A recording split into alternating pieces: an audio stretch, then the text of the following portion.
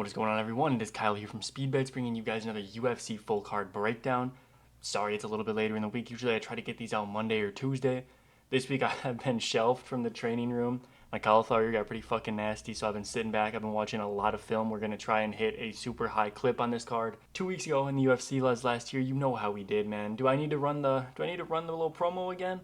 I think I'm going to run the promo. Fuck it, run it right now. Number 1, Chase DuBronx. This one's easy. Jim Miller is not going to beat the primed Chase DuBronx. By unanimous decision, Chase the Dream Hooper! Mikhail Olazaychuk. Now, I don't think Sidrique has a spot in the UFC. This guy has some cheeks. Mikhail's going to knock him out.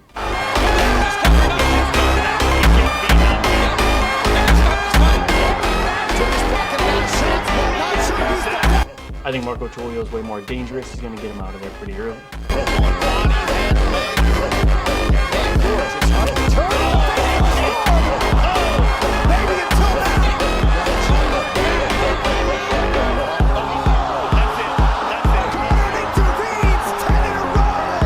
Dan Ige by knockout, plus 350. Everyone seems very sold on Sean Woodson. I'm not, man.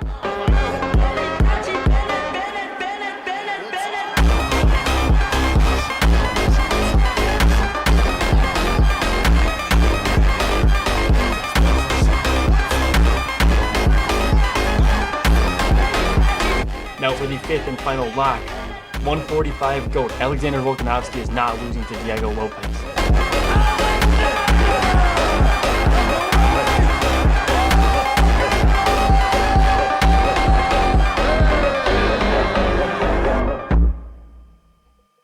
And then last week in the PFL, we actually had a pretty good, pretty decent pick rate on the PFL. The bets torched us. I got my method of victory calls like all wrong, but for the pick side, it was actually pretty good. We hit Rosta as one of like the pick'em underdog types. I don't know, I was tripping thinking that Diakasi could even win a round off of fucking Rapadinov, but it is what it is. We did pretty alright there. The bets were not as good, but JJ Wilson, that man's a dog. He's going to probably go pretty far. I think he's a problem for Rapadinov, I'm not going to lie. This card right here, Carlos Prates taking on Neil Machado. Gary, you guys been with the channel for a while. You know for the last Carlos Prates fight breakdown, I have my Carlos Prates shirt on. I was going to bust it open for today, but I wore it to sparring the other day, so it's all fucking nasty. But we're super excited to break down that fight. Might surprise you guys some, but we'll see. For the cancel fights in this card, we were supposed to see Mitch Ramirez back in action. This is like an unpopular opinion. I actually like Mitch Ramirez. He was supposed to fight that pedophile Hassan Zada, but fortunately Ramirez withdrew. Then Hassan Zada got locked up by the feds. And then thankfully Evan Elder's back on the card. Super stoked to see him fight. A big fan of Evan Elder.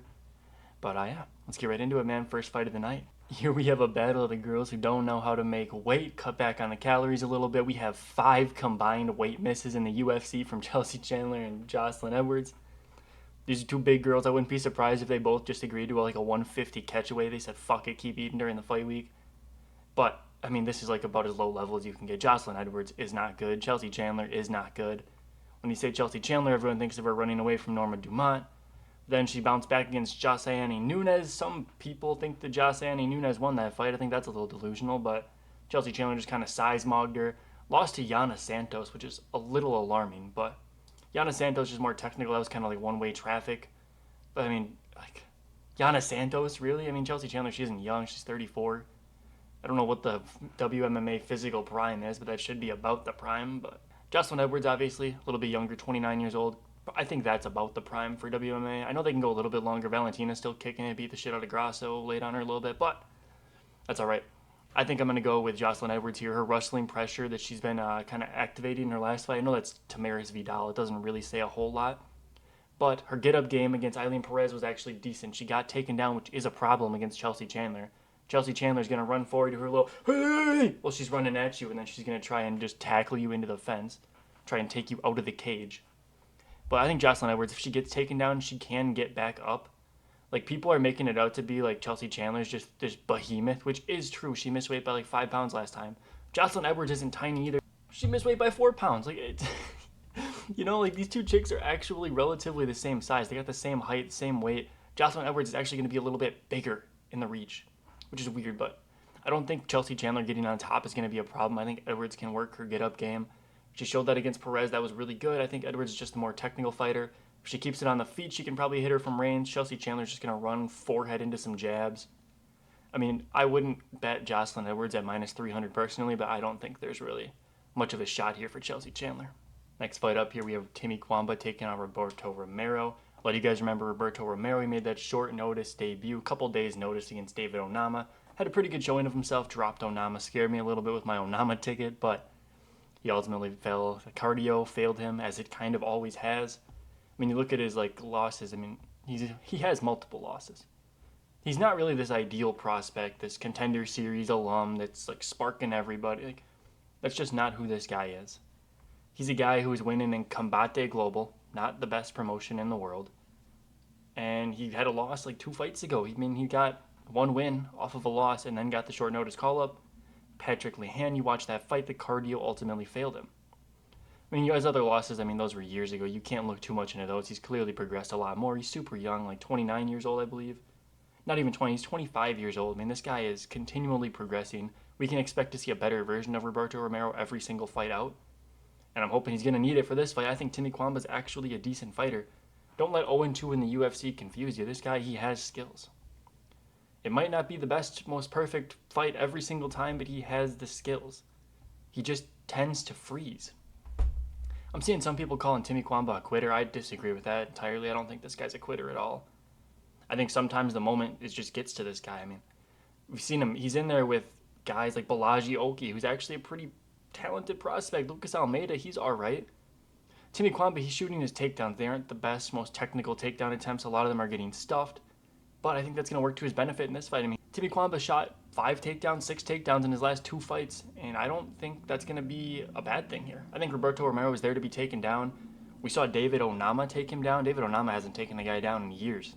David Onama is usually the one getting Russell fucked. I think if Timmy Kwamba can keep his composure for the first round, the first 2 rounds, Roberto Romero is going to fall in that 3rd round like he always does.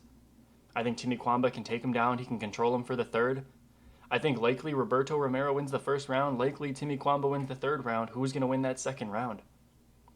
I think Timmy Kwamba can show up. This guy has skills. I don't think Roberto Romero is the most talented fighter this roster's ever seen. I think he's wild. I think he's crazy. I do think he's going to have a lot of success in that 1st round. But, dude, I can't put a lot of faith into a guy that I've seen gas out multiple times. And Timmy Kwamba, if he is trying his takedowns, if he is pushing him into the cage, landing those clinch knees, I think that could wear on the tank even more. I think Roberto Romero, he wasn't even being put in a grappling type of fight. I think Timmy Kwamba can force him to grapple here. And everyone knows grappling cardio is a little bit different. You can stand, if you're a boxer, you can hit that punching bag. The second you go to wrestling training, you're going to be gassed within half an hour. Every single time. And it's 2 completely different types of cardio. I haven't seen Roberto Romero demonstrate that type of cardio to me. The pick is going to be Timmy Kwamba. This is a relatively low confidence pick. I don't think that either of these guys are top 15 caliber, but I do respect the skill set I've seen from Timmy Kwamba. We watched him when he went back to the regional scene after his contender series fight where he won and just didn't get a contract. I mean, he dismantled Michael Stack, who's not the worst fighter ever either. I mean, Michael Stack was there fighting for the belt over in LFA for a while. The guy's not a bad fighter. I think, 100% honest, I think might rate Michael Stack a little bit more highly than Roberto Romero. I mean, maybe not now. Michael Stack's fallen a couple losses in a row. Roberto Romero's got on the upswing, but at that point in time when Timmy Kwamba fought Michael Stack, I think I would have rated Michael Stack higher than Roberto Romero. And for that reason, I think Timmy Kwamba's back is against the wall. He's fighting for his job. 0-2 in the UFC, you lose to a guy who's 0-1, you're probably getting cut. I'm going to be 100% honest. I think this is a must-win for Timmy Kwamba. I'm going to pick him by decision. Next fight up, we have one of the easier fights on the card to predict, in my opinion. Jacqueline Amorim taking on Polyana Viana. Everyone's a big fan of Polyana for her looks. Amorim, pretty much the same story. Except the difference is Amorim, super high-level, very accredited jiu-jitsu practitioner. Polyana Viana is just kind of kill or be killed. She came into the UFC, a lot of people thought she was a sick grappler. She choked out that Maya chick that I can't remember her name right now. And then I think she lost to JJ Aldridge and a bunch of others. She got armbarred by Veronica Hardy at one point. And then recently, her most recent win I think is Jin Yu Fry. And that was a round 1 knockout. Jin Yu Fry, what are we doing? But the losses recently have not been good. Jillian Robertson, very good fighter on the ground. Took her down, ground and pounded her out. Yasmin Lucindo, I mean, we saw against Amanda Lemos, she's not the best on the ground. She kind of crotch-sniffed Lemos in that 3rd round, but before that, she couldn't even get the fight there. got Polyana Viana down and choked her out. I think it was the second round. It's hard for me to not see a world where Amarim just goes in there, trips her, takes her to anything, and just submits her like instantly. I mean, the only thing I'm seeing is that Amarim, a lot of her subs are like from the guard type of situation, but like from Demopolis, she got the armbar from the back. That's a very impressive thing to do. A lot of Amarim, her jiu-jitsu stuff. I mean, I'm a big fan of jiu-jitsu, so I was watching some of that. That's definitely not necessary when you're doing fight breakdown and fight film. I mean, she's like a lot better of a grappler in the gi, in my opinion. She's doing like lasso guard, a bunch of random shit like that, like spider guard situations, setting up arm bars from those. But in the UFC, that does translate. Being able to control the arm like that, even if you can't hold on to the gi, I think that's part of the reason she was grabbing Demopolis' glove. She thought it was the gi. She was a little confused in there. But I think this fight is just Jacqueline Amarim round one submission. I mean, completely different career trajectories. They're just not even like remotely going the same direction. Polyana Viana is pursuing her like modeling shit. Amarim is trying to be a world champion. Same exact thing we were talking about with the Diani Barbosa fight. Just completely different trajectories. Polyana Viana knows she's not going to be a champ. She's trying to get Instagram clicks hanging in the guard of Alex Pereira. All the fucking morons in the comments are just chanting Chama. And Amarim's over here training to be a world champion, training to be a killer.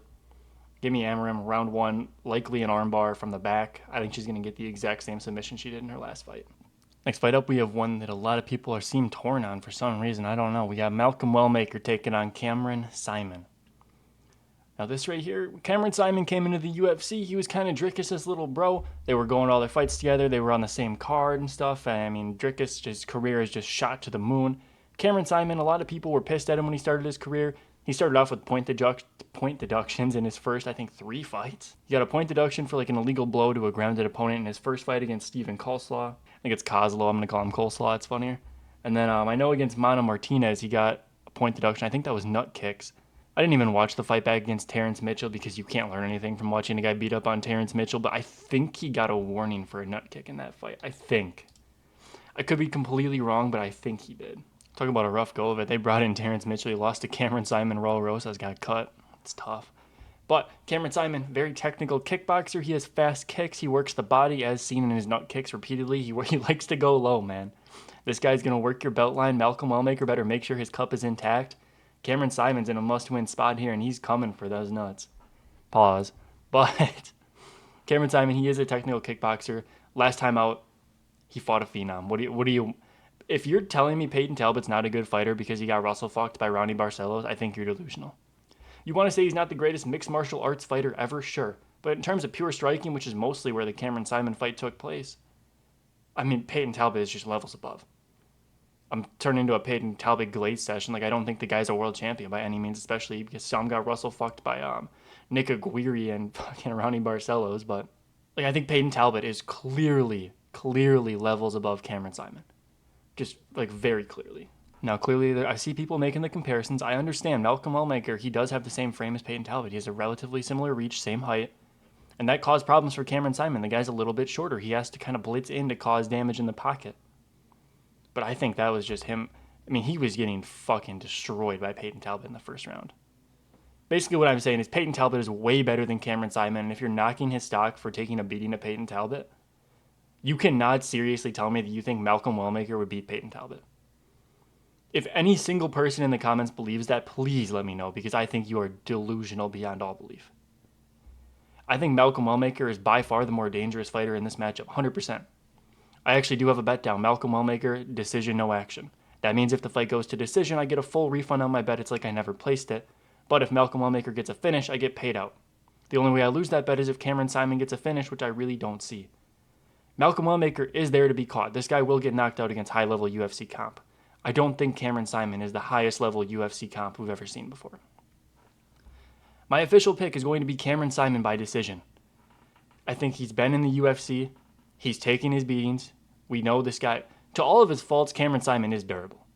You want to say he got knocked out against Peyton Talbot? I don't care. The guy's durable. That knee he ate, Malcolm Wellmaker's not eating that knee. Let's just put it that way. And the loss against Christian Rodriguez, well, guess what? That was 135 Christian Rodriguez. The guy just missed weight by a few pounds and then cardio diffed and weight maxed him in the third round.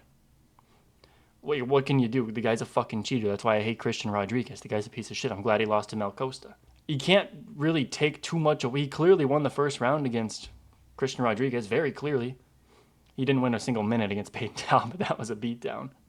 But like I'm saying, I mean, these guys both have beat nobody. Malcolm Wellmaker, he had that nice check hook against Adam Bromheld. You want to know the type of people Adam Bromheld was fighting? Listen to these records, man. We got 9-4, 12-7, 19-27, 0-1, 13-13, 13-12, 6-5. Oh, like he fought an 0-18 guy. Adam Bromheld was not a good fighter, man. You saw the way he fought Malcolm Wellmaker. He just ran in, put his chin up, ran in, blitzed him hard. No reason, no need to do that at all. I mean, Cameron Simon, yes, he occasionally does blitz. He doesn't blitz with his chin up like this. Peyton Talbot caught him with a good check hook, and that does scare me. But I don't think that Malcolm Wellmaker is going to put Cameron Simon out like that. Give me Cameron Simon by decision. I think I'm a little bit too scared to actually put down a Simon by decision bet because I don't see Malcolm Wellmaker winning minutes here. I think he's going to win moments, and if he wins the right moment, he can win this fight by knockout, absolutely. But give me Cameron Simon by decision. Next fight up, we have Damon Blackshear taking on Alatang Lee. Guys, I'm going to be 100% honest. Why the fuck is Damon Blackshear a minus 400 favorite? Am I missing? Like, let's keep it a stack. I'm not going to pick Alatang Lee, but who is paying minus 400 for Damon Blackshear? Based on what? Like, literally based on the dude's 4-3 in the UFC. Alatang Lee has a better UFC record than this guy. He has more wins, less losses. Yeah, the wins aren't quality. I mean, Chad and Elliger, Cledson Rodriguez, Kevin Kroom, like, these aren't killers. I'm not naming off, like, fucking the best fighters that have ever lived, but, I mean, Cody Stamann, Cody Gibson, Jose Johnson, like, guys, we're talking about the same level here. The only thing I could think of is that Damon Blackshear is just bigger. Like, he is a lot taller, probably going to be like 5 inches taller. He's going to have a longer reach, probably a 5-inch reach advantage. Damon Blackshear isn't a good striker, though. He doesn't fight with that jab. He's not going to work the outside foot battle. He's not going to keep Alatang Lee at bay. Damon Blackshear, he fought a guy the same size as him, Montel Jackson. He threw a fucking shitty leg kick where he stepped into the pocket, instantly got hit with a straight. Dropped, out, gone, forever. Alatang Lee is not this monster power guy like Montel Jackson. I'm not picking Alatang Lee to knock him out. But is Damon Blackshear really going to go forward and take down Alatang Lee? I think the worst thing Alatang Lee can do is shoot takedowns of his own, which is a little unfortunate because that's where he's best. But I mean, Alatang Lee, has this guy ever been submitted? I mean, once. How far? Regardless, I don't think Alatang Lee is getting submitted by Damon Blackshear. I can't see. Damon Blackshear is very good. He latches things up where you don't expect them. This guy works his Dar setups pretty good. He set up the twister. That's a lanky man submission. You got to have some reach to do that. Jose Johnson also sucks. I mean, the rear naked choke Cody Stamann, that was good. These are great performances. Damon Blackshear, I'm not saying this guy's a bad fighter. I'm saying I don't think this guy should ever be minus 400. He lost the first round to Cody Gibson, a guy who's 3-6 in the UFC. I don't think he has a win over a guy with a positive, like a winning UFC record. And every time he takes a step up to fight a guy who's actually half decent, Mario Bautista, Montel Jackson, Farid Basharak, he doesn't win. I don't know if Alatang Lee is enough of a step up to really fall into that same category, but I think this would be Damon Blackshear's best win. If he were to go out there and submit Alatang Lee, this would be his best win. And a lot of people don't understand that. A lot of people think that submitting Cody Gibson after losing the first round is the best win of his career. 3-6 in the UFC, took a round off Damon Blackshear. With the control, with the grappling, he mixed it up well. Damon Blackshear is not a mixed martial artist, he's a grappler. I think Damon Blackshear, if he gets taken down, he's going to be able to work his reversals. He had a great reversal against Cody Gibson. Like I said, this guy's grappling is next level. He's a very phenomenal grappler. I'm not going to take that away from him. I'm not denying that at all. I think Alatang Lee's going to give him problems on the feet, though. Both guys have pretty good, like 70% takedown defense. I mean, they're not getting shot on by the best fighters in the world. Damon Blackshear stuffed most of the takedowns, so I don't think Alatang Lee's going to really put himself in that position. I think the only way Damon Blackshear really clearly walks away with this fight is by sticking to his jab, working the outside foot battle.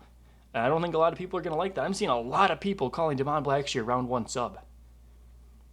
The pick is Damon Blackshear by decision. I think he is going to improve in the striking. He has to. He physically has to. I mean, the guy's 6'5", 30 years old, coming into his physical prime. He has no choice but to get better. I don't think he's going to find a submission. Alatang Haley is good. He's defensively sound when he's on the ground. Usually he's on the top, so it's going to be a little concerning if Blackshear works in a takedown. But I think he should. I think Blackshear should work in a takedown. The guy historically has kind of been submission over position, which is a little concerning when you're picking a guy to find a sub. But that's why I'm going decision. I don't think he's going to find it. I think they're going to get lost in the scrambles. He might have like a Dar script that's kind of close, and then Alatang Haley kind of weasels his way out. But I think Damon Blackshear is going to get it by decision. But I'm letting you guys right now, you are not going to see Damon Blackshear in my top 5 most confidence. You're not going to see a single dollar on this guy when I go to bet in the sports books. I'm not that confident. I think the line's incredibly out of hand. Alatang Haley by decision might be a decent value bet if you're looking for some value here. I don't think he's going to knock out Damon Blackshear, although Montel Jackson's just kind of a different level of power. That's the only time Blackshear's ever been finished. I think Alatang Haley by decision's a decent bet if you're just looking for pure value. But for the pick, give me Blackshear. Another one that I don't think a lot of people are too excited for, but we got to see it. Chris Gutierrez taking on Sexy Mexy John Castaneda. John Castaneda's kind of coming off that one-way ass kicking by Daniel Marcos. He got knocked down. He was on wobbly legs a lot. Some people were calling that a close fight. I've seen, I don't know. I don't think it was. I think it was 30-27 one-way traffic. I'm not going to lie. But Chris Gutierrez, he's coming off the fight that was a little bit closer than it probably should have been against a debuting Kwang Lee. And even in the breakdown for the Chris Gutierrez fight, I told you guys. I said, Chris Gutierrez, he's getting a layup, an opponent that I don't think is that good, on a week's notice, and Chris Gutierrez is still going to take this guy to a decision. You look at the odds, Chris Gutierrez was like a minus 800 favorite, and it still went to a competitive 29-28 decision, if I'm not mistaken, maybe a 30-27, but I don't think so. I think Kwang Lee was getting takedowns on him and stuff. I remember specifically the Kwang Lee takedown line was 0.5 takedowns for plus 250 for the over. We smacked that in the VIP, man. That was an insane line. Chris Gutierrez gets taken down. I think John Castaneda has to wrestle if he wants to win this fight. I think if John Castaneda doesn't wrestle, Chris Gutierrez is just going to leg kick him to a decision like he does to everybody else. I just can't back Chris Gutierrez. The man literally has admitted to having confidence issues. He quits on himself. He's admitted that. And this isn't a new thing, it's something I'm working, he's had this. Against Song Yadong, he's down 4 rounds to nothing, in my opinion. Maybe 3-1. I watched that fight at the beginning of the week. I forget the exact scorecards. The 5th round starts, this fucking idiot rolls like an Imanari roll for a leg lock. What are you doing? Song was controlling this guy from top. Song Yadong has decent top control when he gets takedowns. Song Yadong, he was taking out Petr Yan. Really, Chris Gutierrez? Really? You're going to fucking roll for a leg lock in the 5th round where you have to win by finish? I don't know. The guy makes some questionable decisions. Lost to Pedro Munoz. A lot of people I see are giving him that was Pedro Munoz he was still in the front. No, he wasn't, dude. Pedro Munoz is not good, ever. I'm giving Pedro Munoz some shit. He was good. Then he rattled off 4 guillotine finishes in a row back in 2018. But losing to Pedro Munoz in the Big 23 is not a good look. I don't think Chris Gutierrez is a good fighter. I think most fighters inside the top 15 will just destroy this guy. John Castaneda isn't quite top 15. I don't think he ever will be top 15 either. This guy isn't the most high-quality fighter, in my opinion. But he does have a reach advantage. Hopefully he can back up from those fucking leg kicks, dude. Praying to God. I don't know the exact leg reach, but man, just do not stand there and get leg kicked. That is literally how people lose to Chris Gutierrez. Every single team just leg kicks you to a decision. Every single time. Crash the pocket. Keep your guard up. Don't get caught with a check hook, although it doesn't matter. Chris Gutierrez isn't knocking anyone out. That's very clear. That's very apparent. And you're going to get people like, oh, he knocked out Frankie Edgar. Dude, coming off of 2 fucking horrendous knockout losses. 2 flatline knockout losses. Chris Gutierrez got him in his retirement fight, and then there's that one Mongolian dude that got knocked out by Brady Heistan fucking 2 fights later. Chris Gutierrez is not going to finish John Castaneda. John Castaneda has some slight submission upside. We saw this guy submit Miles Johns. That's a damn good performance. I don't really know what Miles Johns is doing in the 135 division. The guy's, in my opinion, he's a little short, but he's built for 145. The guy uses muscle a lot. And then John Castaneda, rustled up Kung Ho Kang, Muin Gufarov. That's a decent win. Muin Gufarov actually looked pretty good against Rini Nakamura. I think Rini Nakamura is a little bit fraudulent in my opinion, but if John Castaneda doesn't have the best wins, doesn't have the best losses, Chris Gutierrez has bad losses, doesn't have any good wins, you have to go John Castaneda, in my opinion. I think he's going to get the takedowns. Chris Gutierrez takedown defense, not that good. I think officially on the stats, it's like 70%, but I mean, we've seen this guy get taken down over and over. I think John Castaneda has to. I think he can. I think he will. I just think it's John Castaneda by decision. This one might make it onto my betting card. I'm not 100% sure. I'm probably going to parlay up the over 2.5. Maybe I'll take a shot on Castaneda decision, no action. I don't think Gutierrez is finishing shit, but yeah, give me John Castaneda by decision. Next up, we got Evan Elder taking on Gage Young, short notice replacement. He was supposed to fight again the pedophile Hassan Zada, and now he's got Gage Young. Gage Young's all right. This guy, I mean, he's nothing special. I don't think Gage Young's all that good. Got pretty much worked, mollywop 30-27 by Quinlan Salkeld. Had a little bit of success in the second round. Just watch that fight back. I mean, Quinlan Salkeld got him down, a little nice body lock throw, and then Gage Young kind of got back up after a little bit, probably like halfway through the round, landed some good shots. You could give him the second round, arguably, but then, I mean, he just lost the third pretty clearly. I don't think he's that dangerous. I mean, his knockout performances against like guys that are 6-4, 2-7, 5-5, 13-8, like 12-17. I mean, it's one of those situations. It's a contender series guy. You don't know who they are until you know who they are. This guy's beaten nobody. Incredibly unproven. Evan Elder's actually really good. I've been a fan of Evan Elder for a while since that Nazim Sadikov fight. He was whooping up Nazim Sadikov. He was up 2-0, my opinion. I think that was the official scorecards that were released too. And then Sadikov hits him with a cut. Fight gets stopped. I get it. Protect the fighters. It was a bad cut. It wasn't the worst cut we've ever seen. Be the worst possible way to lose a fight. You're beating a dude 2-0. He gets you with a good cut. Like I said, it was a bad cut. I understand it. It's just such a shit way to go out. I just don't know what Gage Young's going to do. I think Evan Elder's too well-rounded for him. I just think Gage Young kind of thrives off of the inexperience of other fighters. He is a good fighter. I don't doubt that he's going to have a little bit of success in the UFC. But, like, really? I don't know, man. I think Gage Young just gets smoked here. I think 30-27's on the table. I think a potential finish for Evan Elder. He hasn't shown the greatest finishing upside at the highest level yet. I mean, I don't count Darius Flowers as a great fighter. He was beaten up to Nazim Sadikov, but Sadikov looked like he hadn't been touched. It was just kind of a volume beatdown, like Max Holloway style. A little bit low. I'm not comparing Evan Elder to Max Holloway. Let's not go there. Again, man, you don't really know who a guy is till you know who a guy is. Evan Elder has the same level of trash wins that Gage Young has, and Evan Elder turned out to be great. So Gage Young could definitely come in here and surprise everyone. I don't see it. I don't think Quinlan Salkeld's all that great, and he got worked by him. Knocked out Eric Grant. I watched that fight back. I mean, it was a good knockout. Check hook 10 seconds into the round, but I don't know, man. I don't think he's that good. I think Evan Elder's going to win this fight. I think Gage Young is going to bounce back. You give Gage Young a guy like Valdez that Evan Elder fought. I think he's still in the UFC. Probably not even 0-3 in the UFC, actually, but there are guys. Let me find a guy. I'm going to do this for you guys. Let me find a guy real quick. All right, we found a couple guys. Give me like a Victor Martinez. Guy got knocked out by Tom Nolan. He got TKO'd by Jordan Levitt. Gage Young could beat him. Then give me Rolando Bedoya. That's a winnable fight. Mohamed Yahya. Maybe Mitch Ramirez. That's a competitive fight, but I would pick Gage Young to beat Mitch Ramirez. All right, we got 4 guys that this guy can beat in the UFC. I think he's UFC quality. I think he's UFC caliber. I think Evan Elder's way too much on short notice.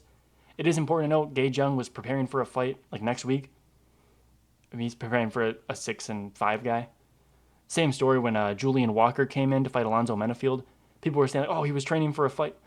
He wasn't training for a UFC level fight. There's a difference here. There's a difference. If Gage Young had known from the jump he was training for a UFC fight, obviously, I'm speculating. I have no proof of this, but he probably would have been training a hell of a lot harder. Give me Evan Elder by decision with the possibility of a round 3 TKO. Next up, we have a fight that I am looking forward to a lot. We have Matt Schnell taking on Jimmy the Brick Flick, all right? Washed versus washed. This fight is awesome.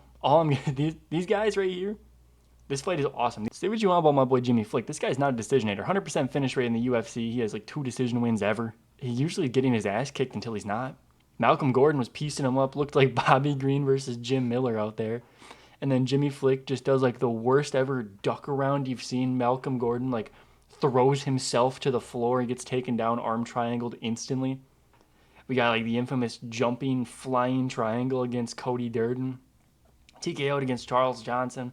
That's going to happen. Alessandro Costa, that's not a bad loss. And then Nate Maness decision. I mean, Jimmy Flick was like, I don't even know, man. Nate Maness was a huge favorite for no reason. Matt Schnell is a little bit too big of a favorite for my liking. I'm gonna make it very clear. The pick is Matt Schnell. He's the way better fighter. But for a guy whose chin is questionable at best. Okay, here's the dilemma. Matt Schnell's been getting knocked out. He's been getting dropped. He's been getting wobbled by everybody. Jimmy Flick has never recorded a knockout in 25 professional fights, okay? That's the dilemma we're sitting at right here. You even want to go back to the amateur bouts. 1, 2, 3, 4, 5, 6. He's got 7 submissions. Jimmy Flick has never knocked anybody out. Will Matt Schnell be his first? Nicolau hadn't recorded a UFC knockout until he did over Matt Schnell. Steve Erceg, I think that was his first UFC knockout. I mean, it was like a second fight, but still. Steve Erceg has 2 knockouts in his career. One of them was Matt Schnell, and he fucking flatlined Schnell. I don't know if you guys remember. I think it was Chris Tione. Was that the ref? Yeah, Chris Tione. He went up to Schnell afterwards, and he's like, "Yo, that was a bad one, bro." Like, dude, what the fuck? What am I watching here? Dude's just chirping Schnell after the fight. I don't know if Schnell fucked that dude's girl or something, but crazy times for Matt Schnell to be getting chirped by Chris Tione after getting put out cold. But is he gonna submit Matt Schnell? It's possible. It's very, very possible. I don't think it's likely, but I'm not willing to rule it out entirely. I think Matt Schnell should be the better fighter. He has a clear striking advantage regardless of his chin. I don't think Jimmy Flick presents enough danger. Jimmy Flick's takedown entries are not quality.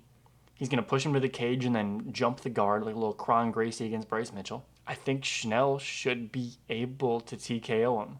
If Jimmy Flick takes him down and puts himself in the guard, I think Schnell can release some elbows, some ground and pound, some hammer fists, but it's like, dude, the Matt Schnell, everybody knows what I'm talking about when I say Matt Schnell getting hammer fisted. I'm talking about Hector Sandoval, however you want to say it.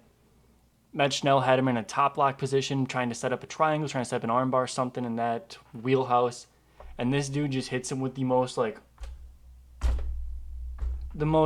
inactive ground and pound you've ever seen. Like, I don't even know how to describe how little power these fists had.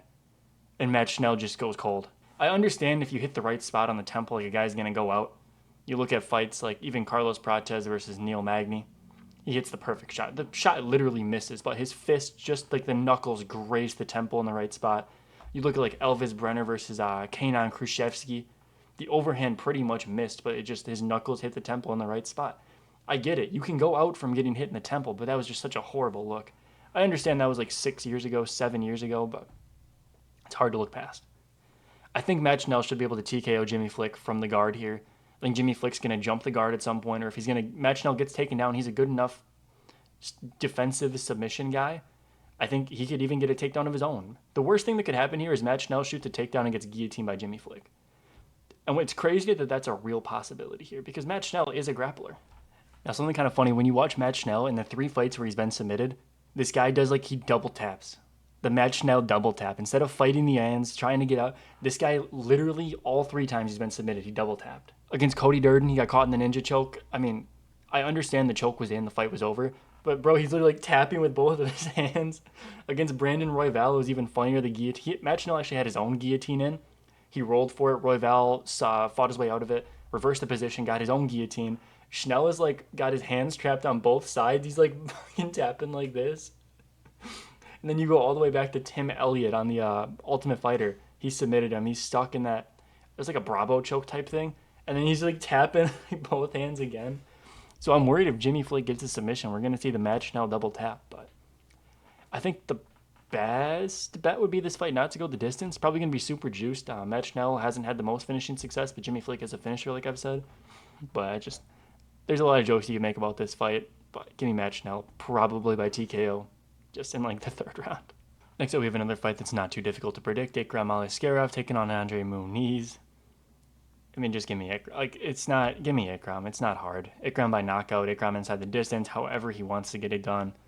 Muniz has not looked good. He got bitched on the ground by Paul Craig. TKO'd by Paul Craig, by the way. How many knockouts does Paul Craig have again? Paul Craig's UFC knockouts are weird as shit. You have, I think he Shogun tapped to strikes. They count that as a TKO. And then Jamal Hill was trapped in a triangle armbar, got his arm broken, but just refused to fucking tap. So instead, he just accepted defeat to like ground and pound from a triangle hold, which is insane work. But I mean, yeah, he got just Andre Muniz just got like TKO'd just brutally. But like, dude, what Andre Muniz is fucked. What is he supposed to do here? This guy cannot strike. Not at all. He's been knocked out 5 times. It's just Ikram all day. I think Ikram's got him covered in the wrestling, covered 10 times over in the striking. The jiu-jitsu might be competitive. Andre Muniz might be a slightly better submission expert, but not by enough of a margin for me to think that he can even be remotely competitive. I think Muniz is going to do a shitty takedown. He's going to get it stuffed, and then he's going to quit from bottom turtle. I just think Ikram's the way better fighter here. So what? This dude lost to Robert Whittaker. Are we forgetting this guy was preparing for Antonio Tricoli? Antonio Tricoli, that's who he was preparing for. And then he got jumped to Robert Whittaker on a week's notice. Like, we have a video up on the channel. I picked Robert Whittaker. Like, that wasn't a hard pick to make. I don't know why people are giving him shit for that. I understand he's minus 600. Like, no one's really taking that too hard. But if he didn't lose to Whittaker, I think this fight would be like minus 2,500. Ikram would be the biggest favorite we've probably ever seen. Close to, who was that? That dude that got robbed by C-Rod. I'm forgetting his name right now. Isaac Dolgarian. His fight, he was like a minus 2,500 favorite. It'll be that kind of line. Look at that bag, that deep bag of MMA knowledge right there. I just picked probably the biggest favorite we've ever seen out of thin air. That's why I'm the GOAT at this. Give me Ikram, knockout, round 1. Easy. Next fight up, Randy Brown taking on Nicholas Dalby. Now this one, again, I don't understand why Randy Brown's like a minus 300 favorite. His line keeps growing. I don't understand. Dude, I'm bitching out again. I feel like a total dweeb when I make picks like this, but I'm telling you the line's too wide, and I'm still going to pick the favorite to win. I mean, I'm picking winners here. I learned last from the UFC, like, you can't pick with your heart. As much as I want Nicholas Dalby to smudge this dude for 15 minutes, I don't think that's realistic. As much as I wanted Bryce Mitchell to submit John Silva, man, that was not realistic. I'm done betting with the heart. I'm just betting with the brain, trusting the tape, trusting everything I've seen. That's what you gotta do, man. I'm sorry for giving you guys the Bryce Mitchell pick, man. That was horrendous. I mean, Nicholas Dalby's 40. When is he gonna start showing it? I don't really know. He went toe-to-toe with Renat Fakhretdinov. Split decision, could have gone either way. I'm not mad at the decision. We had money on Renat, so it's like a little biased, but I thought Renat won that fight. It was very, very competitive. It went to Dalby. I wouldn't have been crying robbery, but I understand. And then he kind of checked Bonfim a little bit. A little overzealous. You can't finish a dude in the first round who's never been finished. That's just not how it goes. Bonfim tried. He dominated. I think it was a 10-8 in the first round. Second round came. He had nothing left in the tank. Dalby took over. TKO'd him. Now, Dalby is not a KO guy. This guy's been in the UFC for how long? This guy's been in the UFC for like 7 years. He's got 1 knockout, and it was Bonfim. Decisionator. Through and through. He's going to win by decision. He's going to lose by decision. Randy Brown, more or less the same. JDM sparked him because JDM's a different type of talent. And then, who did he knock? He knocked out Muslim Salikov. Now, I have a problem with that fight. Listen, I'm going to showcase some bag knowledge again. I did not look at this beforehand. I forgot about that fight. That was like a little bit too far long ago. It was like over a year ago. I wasn't looking at Muslim Salikov, although maybe I should because he's around the same age as Nicholas Dalby. They're probably moving the same, but I mean, he's more of a kung fu type guy, but I had a parlay. Listen to that. I'm going to remember this off the top of my head. If I can even find the screenshot on my betting account from forever ago, I'll throw it up. We had Molly McCann by submission over Diana Belbita, plus 800. Swear on my life. We had Natalia Silva by decision over... Was that her fight over Viviane Araújo? And then we had Randy Brown by decision over Muslim Salikov. That was the parlay we had. And missed because Randy Brown wanted to get a knockout. I think I'm remembering that correctly. I'm going to double check myself right now. I have it up on my other monitor. I'm going to pull up that fight card. Dolidze versus Imavov. Yes, that was the Molly McCann by submission card. And that was over. Yep, dude, I'm the fucking GOAT. I'm the greatest, man. Subscribe for that deep bag of knowledge that is absolutely useless in the real world, all right? I can name fights that happened on a random-ass fight night in the fucking Apex from a year and a half ago. Do you put me in front... You put me in front of something that matters, I'm clueless, all right? It's that autism for you. But, okay, I'm done getting sidetracked, dude. Randy Brown should be able to outstrike Nicholas Dalby. Randy Brown has demonstrated pretty decent takedown defense. You see the submission loss to JDM. He didn't get out-grappled. JDM hit him so hard, he did the chicken dance and literally flew up and onto his face. And then he got rear naked choked.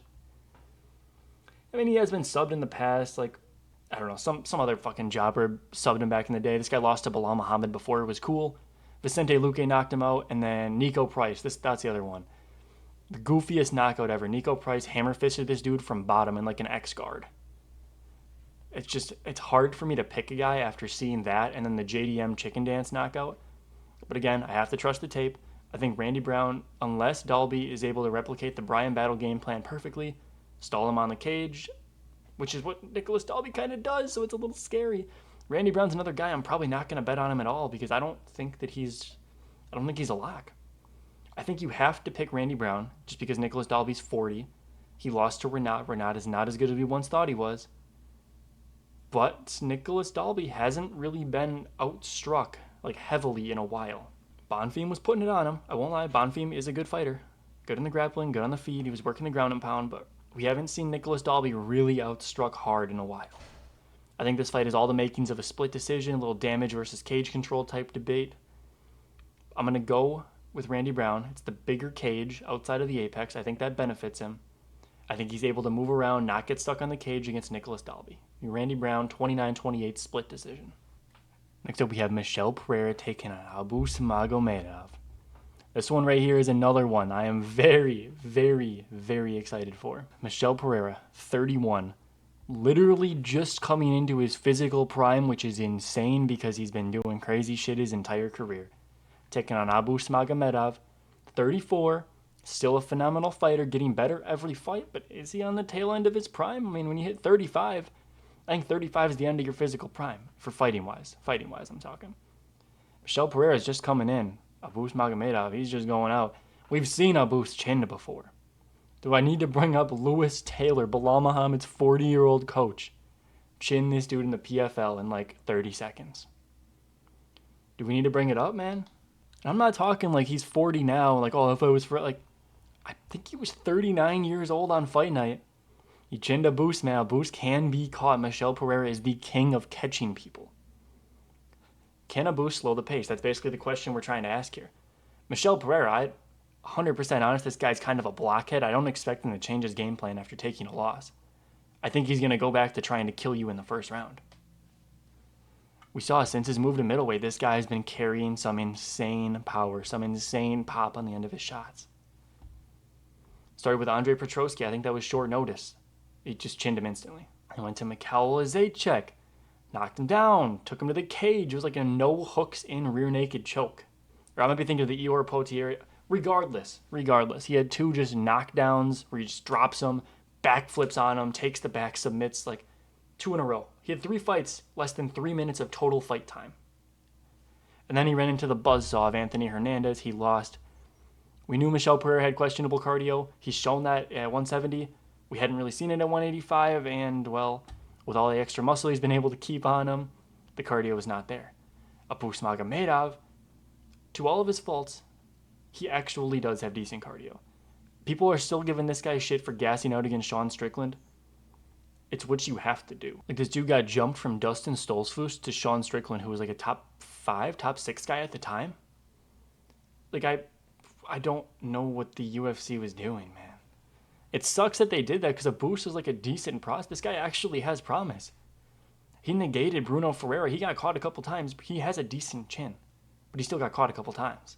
I think Michel Pereira is going to be able to catch him a couple times, except when Michel Pereira catches you, you generally don't recover unless you're Fluffy Hernandez and you're just a beast. Taking Warlley Alves to a decision is concerning.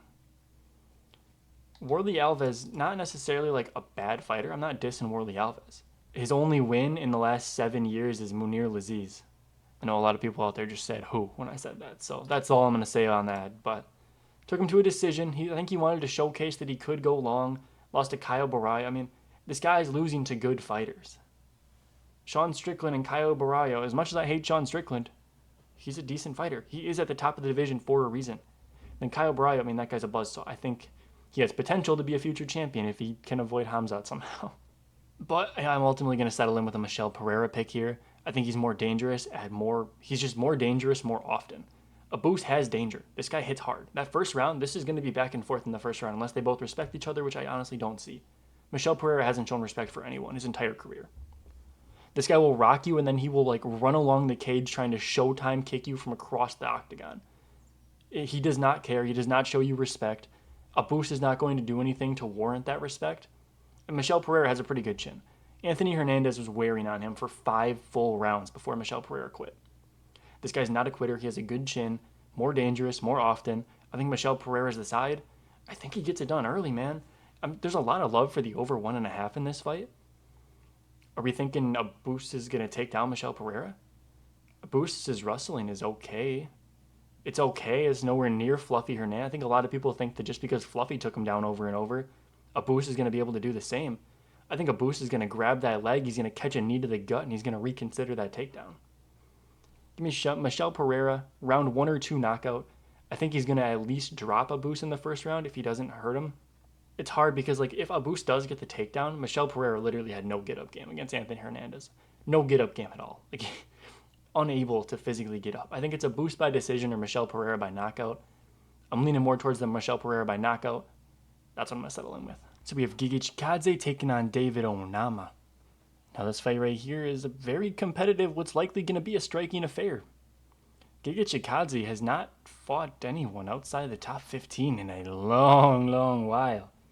We got to go back to 2021 to find a time when Giga was fighting outside the top 15. I do believe Caceres was ranked when he fought in 2023. Yeah, Caceres was ranked number 15 when he fought Giga. That was way back in like the card in like Singapore or something. TKZ Max Holloway. Yeah, I mean, if we were on to get degenerate, I had a massive nuke parlay on Iron Blanchfield Max Holloway there. Barely scraped that one out. But we're done talking about my previous bets. Holy shit, I need to get on with this video. This is a long one. I think Giga Chikadze always comes out hot. He won the first round against Arnold Allen. Arnold Allen's corner, and after the fight, he even said in the post-fight, the game plan was to wrestle. You don't want to strike with Giga. Giga's incredibly dangerous. He's fast. Trademark the Giga kick. He's quick. David Onama is more dangerous than he is fast. And David Onama, I mean, you look at it, the guy lost the first round to Gabriel Santos. He was getting tested in the grappling. He found the uppercut. I don't really like how he handled himself there with that Israel Adesanya type taunt. I thought that was corny as shit. I don't know why he did that. Then Jonathan Pierce took a round off him. I think it was like the first or second round. But ultimately he lost. But he did miss weight though. Interesting note, he missed weight by like 3 pounds there. Hasn't really struggled to miss weight in the past. I don't know if it was a bad weight cut or what happened there. And then Roberto Romero, that's the one we were just talking about before. Got dropped in the first, still managed to do enough damage after getting dropped to win the fight 30-27. That's the kind of damage this guy's putting on. He controlled with the wrestling a little bit. If David Onama wants to mix it up and wrestle here, he can absolutely beat Giga. But we haven't seen. David Onama has wrestled. He doesn't go to the wrestling typically, though. I mean, Giga, his takedown defense isn't the worst in the world. It's like a 70% takedown defense. He hasn't really been tested too much there recently. But I think Giga's the better striker here. I think Giga's a lot better than David Onama. Who has David Onama beat? Jonathan Pierce is okay. What is he on, a 3-fight loss streak? Yeah, fucking lost to Burrito, Onama, and Sabatini. Gabriel Santos is really good. Gabriel Santos is a phenomenal win. That is the best win he has by far. I like when David Onama knocked out Gabriel Benitez. He extended that combination. There was like 4 or 5 punches. That was really good. If he does that against Giga, he can catch Giga. Absolutely. But he doesn't do that all that often. I think Giga's the better striker. I think Giga's going to be faster. He is old and he's inactive, and that's the issue here. I really want to bet Giga. He's 36. How fast can he really be? David Onama's like 29, 30 years old. I'm going to pick Giga Chikadze. There's not many underdogs on this card that I love, but I'm picking Giga Chikadze because I think that he's going to win the first round. I don't think David Onama is going to perform all that well in the first. Giga always wins the first. The issue is the gas tank. Because he's putting so much into his punches and he's really just putting everything out there, he's going to win the first, he's going to gas in the third. It's kind of one of those type of fights. Who's going to win the second round? It's a toss-up, man. I don't think Onama's going to knock out Giga Chikadze. I don't see that. I think Giga can get him. I really do. Not by knockout, clearly. I'm not picking Giga by knockout. I'm not that slow. Give me Giga by a 29-28. We're going split decision again. I think this is going to be a very, very competitive fight on the feet. Onama might take him down in the third, secure the third. It's going to be who won the second round. I think Giga can win the second round. Giga Chikadze by decision. Anthony Smith taking on Zhang Mingyang. This fight right here, I'm not even going to waste my time. Anthony Smith pissed off the UFC brass by going out to his last fight with literally zero intention of actually fighting. He got out to the octagon, he cried, he got TKO'd by Reyes. Every single Anthony Smith fight goes the exact same way. He gets kind of knocked down or taken down, dropped to the cage. He goes 2-on-1 with the one arm, so you can't finish a strangle, you can't really do too much damage, and he just shells there. He just shells up right there and dies every single time. Whether you get the finish or not, he's there. Roman Dolidze had him there for like 5 minutes. Zhang Mingyang doesn't let him get there. Zhang Mingyang's going to step in, fucking hit him with a massive hook, a massive shot right down the pipe. He's going to knock Anthony Smith lights out in the first round. This fight is a clear setup. They want to get Zhang Mingyang a highlight, and I'm all here for it. That's my boy. He's going to destroy Anthony Smith. I'm sorry, man. Anthony Smith has been knocked out a lot. In Anthony Smith's long career, which I do respect him. I respect what he's done. I respect not taking the cop out against Jones, even though I really wish he would have. I respect it. He's been knocked out 11 times. Over half of his losses are via knockout. Zhang Mingyang's on like an 8-fight first-round knockout streak. Everyone's talking about his cardio. Dude, don't overthink it. You don't have to It's like when people were talking about a Teba Gautier taking on that Jose Medina. Like, oh, we don't know what this guy's cardio looks like. I don't know. You don't overthink it. You don't have to overthink every fight. It's just a knockout. We don't need to worry about Zhang Mingyang's cardio yet because Anthony Smith is not going to survive for a round. That's why I had absolutely no problem slamming Zhang Mingyang against Ribeiro and Ozzy Diaz. Didn't have a problem with it then. Don't have a problem with it now. Give me Zhang Mingyang for everything. And now we're here. The main event took us a while, but we got here. Ian Machado Gary taking on Carlos Prates. Carlos Prates is a friend of the channel. Not because I know him personally, because he's won me a lot of money. I mean, that's all there is. Carlos Prates has won me a lot. He's the biggest bet I've ever placed. When he was minus 175 against the Leech before the line got out of hand during fight week. That is the biggest bet I have ever placed in MMA. It's up there with when I bet on Pantoja against Kaya Sakura. Up there when I bet... This one's crazy. Shamil Gaziev against Martin Boudet. It's up there, man. People forget. But I need to set my bias aside. I need to look at this fight objectively. Can I still pick Carlos Prates? Yeah, maybe. Maybe. We'll see. I don't have my Carlos Prates shirt, unfortunately, right now. Like I said at the beginning, I just wore it to sparring. So, guys, give me Ian Gary. I hate it. I hate it so much. Huge Carlos Prates fan. Dude, it sucks, man. After that Bryce Mitchell fight, I realized I really need to stop betting with my heart. No matter how bad I want Carlos Prates to go out there and knock out Ian Gary, I don't think he does. I really don't. I've watched so much fight film this week. I watched back Ian Gary versus Neil Magny. I watched back Ian Gary versus Jeff Neal. Ian Gary versus Shavkat. Guys, I can't pick Carlos Prates here. I just can't. I think Ian Gary's too good. Ian Gary's like a very unpopular figure. A lot of people love hating on him. I don't understand all the hate. Dude's a weirdo, so what? Who cares? He's a great fighter. His kicks are fast. He works the body. A lot of people glaze JDM for the way he punches the body. Ian Gary kicks the body just as well. Against Jeff Neal, every single time Neal got too close to him, he didn't like it, he'd throw a knee, he'd follow it up with a step-in elbow. Or he'd throw that knee and follow with a straight down the pipe. He throws in combination, which is going to suit him well in this fight. If you try to go blow for blow, 1-for-1 with Carlos Prates, you will not win. His power is different. His power is insane. I have no doubt in my mind Carlos Prates is the more dangerous fighter in this fight. With that being said, Ian Gary likes to throw in combination. He throws quick kicks.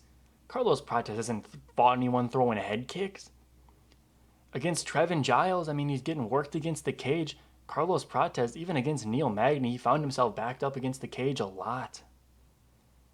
Ian Gary, that's not typically his go-to, but I think Ian Gary's fight IQ is high. I think he's watching these fights. He knows that's where he's got to work Carlos Prates.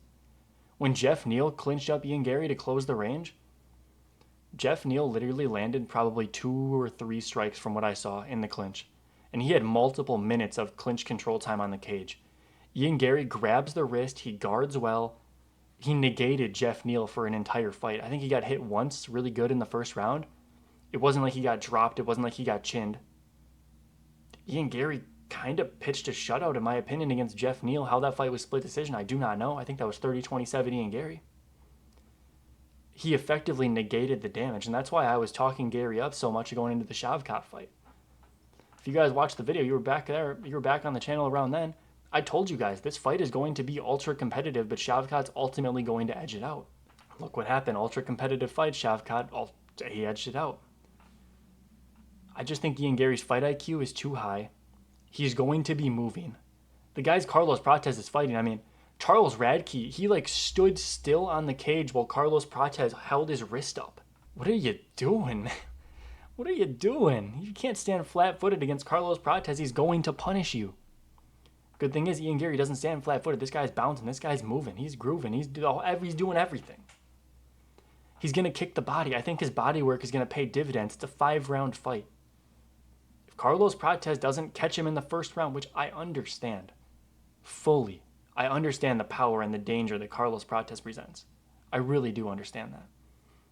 I'm probably going to throw a little money down on Carlos Prates round 1 or 2 knockout. I think you have to. Just this guy's power is different. His technique isn't always the greatest, though. This guy's not the most fundamentally sound fighter we've ever seen.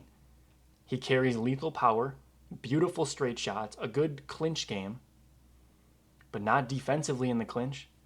He can offensively clinch you. He's got the Muay Thai background. He's got Muay Thai tattooed on his chest. This guy knows how to work a knee in. But when he's getting pushed against the cage, he's not really finding those knees. I think Ian Gary's going to put him against the cage. He's going to do that Charles Oliveira type of little sus clinch where he like really drives his hips into you. And I don't think Carlos Prates is going to be able to get any offense off. I think Ian Gary has the potential to really clinch camp Carlos Prates here. I think this fight's going to be more boring than a lot of people are hoping. But I think Ian Gary doesn't give a shit. I think he's going to do what it takes to get the win. He knows with a loss to Carlos Prates, he's not getting talked about among the top of the division anymore. This guy thrives off that. Right now, he's like really hyping himself up about taking Shavkat, pretty much taking him down. Like a lot of people, it's like, oh, Shavkat's still, yeah. Ian Gary kind of worsened the injury. Shavkat claims he had an injury going into that fight. He claimed the same shit going into the Wonder Boy fight.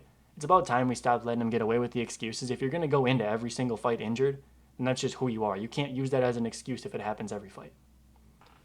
Ian Gary made the injury worse. Shavkat isn't recovered. He couldn't fight Bilal. They offered him the fight against Bilal instead of JDM, but he couldn't take it. Ian Gary, he hurt Shavkat bad. Those knee stomps were good. Carlos Prates, he's going to be pushing forward.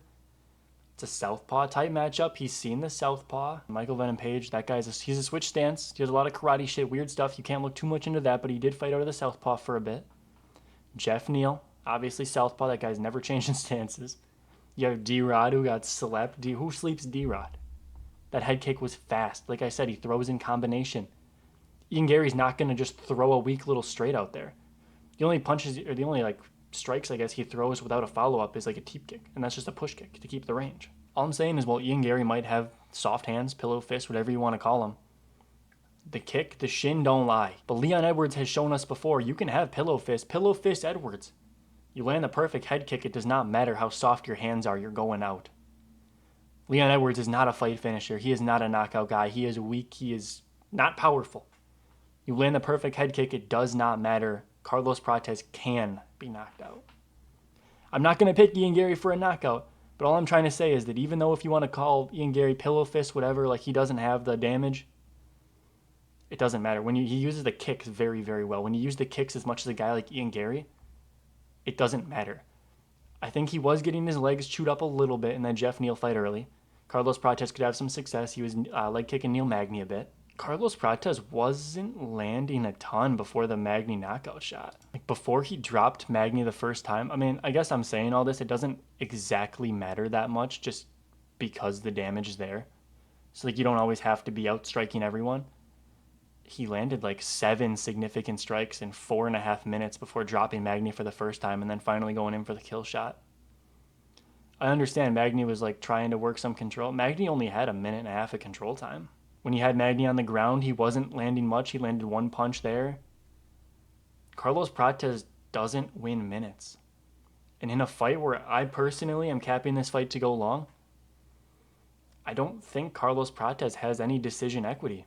I don't think Carlos Prates can win enough minutes to beat a guy like Gary over the span of 5 rounds. Not even talking about the questionable cardio. We know this guy smokes cigarettes. He's been smoking cigarettes. He hasn't had to go long in the UFC yet. We haven't seen it.